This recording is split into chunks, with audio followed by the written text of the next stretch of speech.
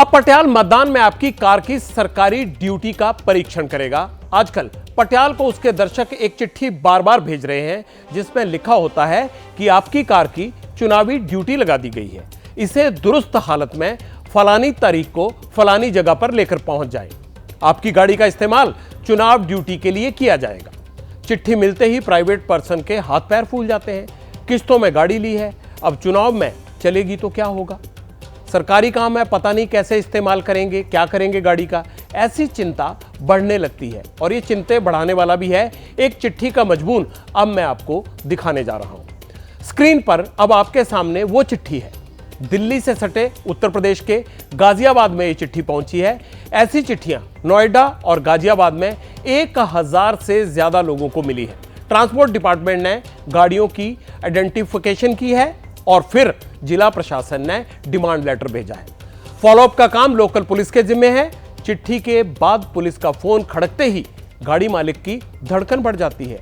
DM की इस चिट्ठी के क्या आदेश दिया जाता है और उसमें क्या कुछ लिखा है आदेश में, अब जरा उस पर गौर कीजिए। रिप्रेजेंटेशन ऑफ पीपल्स एक्ट की धारा 160 के तहत प्राइवेट गाड़ियों को निर्वाचन आयोग कब्जे में ले रहा है।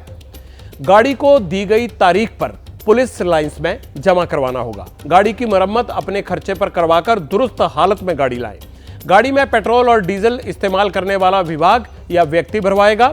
मालिक को गाड़ी के हिसाब से हर दिन का भाड़ा मिलेगा। गाड़ी के साथ त्रिपाल की भी व्यवस्था मालिक करेगा।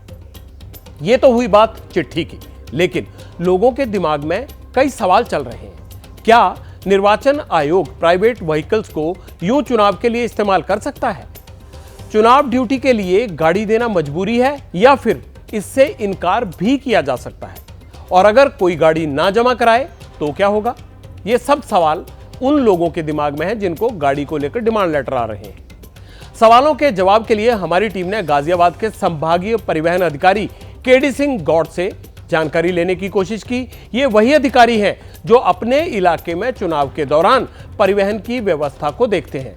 उन्होंने हमें क्या बताया, ध्यान से सुनिए, क्योंकि इसमें आपके सवालों का जवाब है। अधिनियम में स्पष्ट उल्लेख है कि कोई भी वाहन जो सड़क पर चल रहा हो, चाहे वो मोटर चालित हो या न हो, यानी वाहन, जहाज, जानवर, तांगा, किसी भी तरह का कोई जो मूवमेंट कर सकता हो, जो परिवहन साधन हो, उसे लिया जा सकता है, अधिग्रहित किया जा सकता है आवश्यकता पड़ने पर। तो यहाँ पर यह स्पष्ट है कि ऐसा नहीं है कि निजी वाहन को नहीं लिया जा सकता, लेकिन व्यवहारिक रूप में प्रायः किया ये जाता है कि जो वाहन व्यावसायिक रूप में प्रयुक्त हैं, जैसे टैक्सी परमिट से आच्छादित हैं, व्यावसायिक वाहन के रूप में पंजीकृत हैं, हम उन्हें ही अधिग्रहित करते हैं और प्रायः उससे हमारा काम चल जाता है। तो मैं ये स्पष्ट करना चाहूँगा कि जहाँ पर जिन जनपदों में निजी वाहनों के अलावा व्यावसायिक वाहन, टैक्सी वाहन जो परमिट से आच्छादित हैं, वो वाहन पर्याप्त संख्या में हैं और उनसे निर्वाचन संबंधी परिवहन की आवश्यकता पूर्ण हो जाती है, वहाँ पर केवल व्यावसायिक वाहन ही लिए जाएंगे। और इसलिए जो व्यक्तिगत रूप में जो प्रयोग किए जा रहे हैं वाहन, जैसे आदमी अपने घरेलू काम में यूज़ करता है, वो उसके निजी काम में प्रयुक्त होते हैं, उसका कोई व्यावसायिक प्रयोग नहीं होता, ऐसे वाहनों को हम नहीं ले रहे हैं। लेकिन ऐसे भी जनपद हो सकते हैं जहाँ पर व्यावसायिक वाहनों की संख्या बहुत कम हो। ऐसी स्थिति में जिलाधिकारी को पूरा अधिकार है इस प्रावधान के अंतर्गत कि वो निजी वाहनों को भी अधिग्रहित कर सकता है और वहाँ पर निजी वाहन लिए जाएंगे। संभागीय अधिकारी की बात को ध्यान से सुने तो पता यह चलता है कि जरूरत पड़ने पर चुनाव आयोग प्राइवेट गाड़ियों को भी चुनाव ड्यूटी में लगा सकता है। अब उस कानून को भी जान लेते हैं जिसके तहत यह ऑर्डर निर्वाचन आयोग जारी कर रहा है।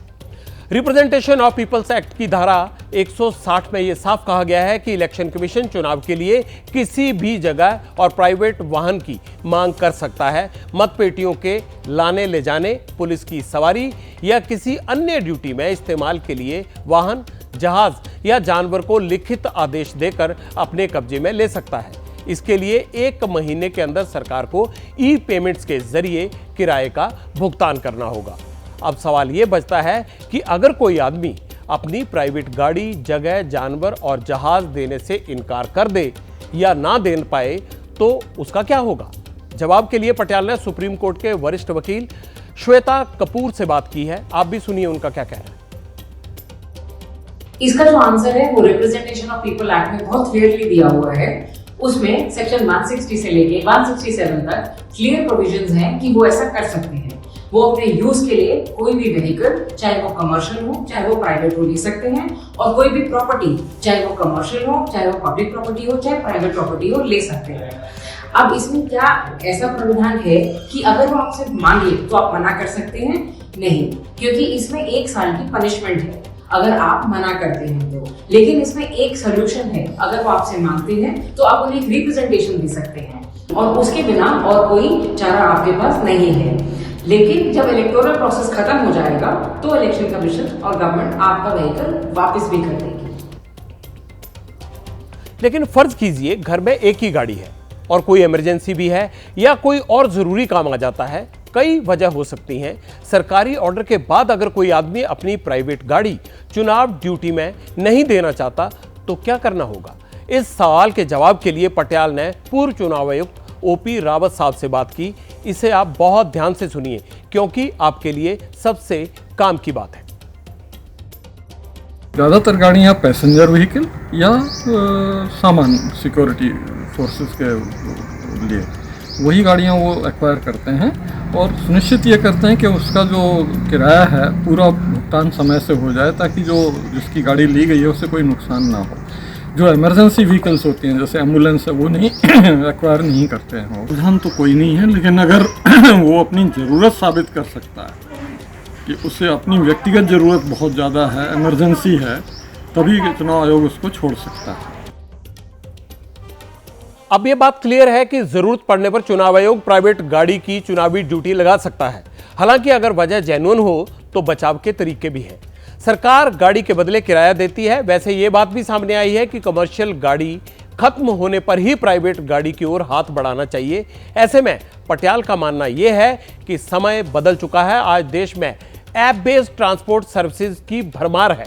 सरकार जब पैसे देकर सवारी लेना चाहती है या सेवा लेना चाहती है तो सर्विस प्रोवाइडर से गाड़ियों का कॉन्ट्रैक्ट कर ले।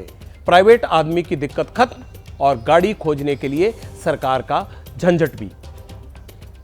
जैसे ही घड़ी का काटा दोपहर 2:30 पे आए, बबीता जी का दिल सास बहू साजिश के लिए मचल जाए। और ये है इनकी बहू, पूरे दिन ऑफिस की टेंशन हो जाए गॉन जब ये करें अपना फेवरेट शो फ्री टाइम पे ऑन। इनकी तरह आप भी देखिए अपना फेवरेट शो अपने टाइम पर और डाउनलोड कीजिए एबीपी लाइव ऐप अपने स्मार्ट टीवी पर।